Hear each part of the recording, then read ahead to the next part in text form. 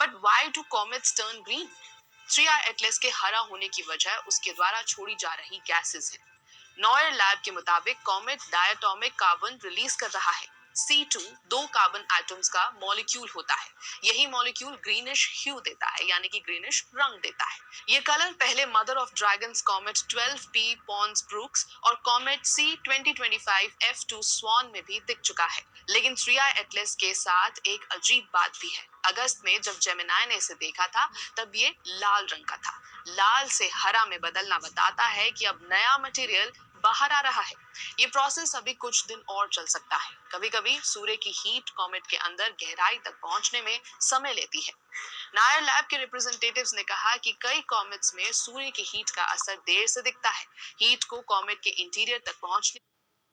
प्रणाम साथियों, मैं योगी अरुणानंद मुनि आप सभी का हार्दिक स्वागत करता हूं। आशा करता हूं कि आप सभी कुशल मंगल हैं। साथियों, यदि अभी तक चैनल को सब्सक्राइब नहीं किया है तो सब्सक्राइब कर लेना, ताकि जीवन को बदलने वाले बेहतरीन वीडियोस लगातार आपको प्राप्त होते रहें। साथियों, आज का वीडियो बहुत महत्वपूर्ण है पूरे परिवार को दिखाना, क्योंकि यह वीडियो जुड़ा है एक ऐसे एक्यूप्रेशर पॉइंट से जो कि बहुत स्वस्थ रहे तो ये बराबर काम करेगा।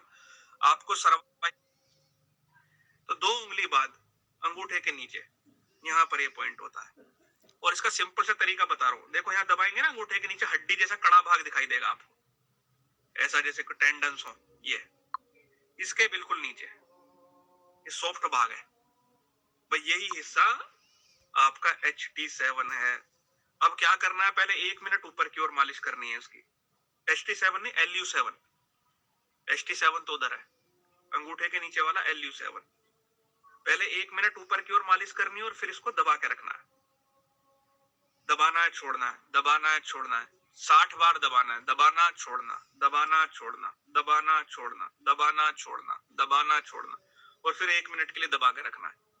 दोनों हाथों में करना है, बहुत सिंपल है। 2 उंगली नापेंगे, 2 उंगली नापने के बाद अंगूठे की तरफ नीचे की ओर ये सॉफ्ट वाला हिस्सा पॉइंट है, और इसकी पहचान सबसे सिंपल ये है कि इसके ऊपर ये कड़ा भाग है, हार्ड भाग है, बस हार्ड भाग के नीचे ये आपका दोनों तरफ है, ये दोनों तरफ है। यहाँ पर ये कड़ा भाग हो गया, बस कड़े भाग के नीचे, और नापने के लिए 2 उंगली नाप लेना, बिल्कुल इसके नीचे है। तो साथियों, जब आप इसको दबाते हैं तो आपके ऑक्सीपिटल लोब की दिमाग का पिछला वाला जो हिस्सा है इसको पूरा खोल देता है, और इतनी प्रकार की बीमारियों में आपको लाभ मिलता है। दवा एक बार फिर बता देता हूँ। 2 उंगली नापी, यहाँ पे लोकेट किया पॉइंट को, 1 मिनट ऊपर की ओर मालिश की। 1 मिनट ऊपर की ओर मालिश करने के बाद इसको फिर दबाया, छोड़ा 60 बार। 60 माने 60। कई लोग पूछते 7 बार, 7 बार में कुछ नहीं होता। 60 बार दबाया, छोड़ा, दबाया, छोड़ा, और फिर 1 मिनट के लिए दबा लिया। तो आपका ऑक्सीपिटल लोब बराबर काम करता रहे, ऑप्टिक नर्व बराबर काम करती रहे। आपको खांसी हो गई है, फ्लू हो गया है, सर्दी जुकाम में बेहतरीन काम करेगा। दमा के मरीजों में बहुत अच्छा काम करता है, जिसको अस्थमा बोलते हैं।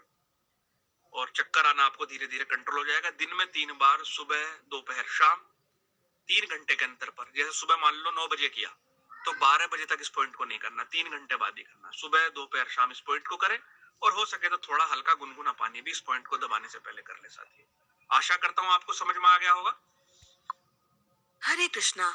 आज के इस वीडियो में हम आपको दिखाएंगे कि कैसे साल 2025 का अंत आते आते एक बार फिर भविष्य मालिका ग्रंथ की एक बड़ी भविष्यवाणी लोगों के आंखों के सामने सत्य हुई है। आखिर हाल ही में जगन्नाथ मंदिर में ऐसा क्या भय। उड़ीसा के एक बहुत प्रसिद्ध संत ने लिखी है, और जिन महात्मा जी ने भविष्य मालिका किताब लिखी है वो साधारण नहीं है, भगवान का साक्षात। 50% बाकी सब बचेंगे, और सनातनियों में भी बचेंगे कौन? बोले जिनके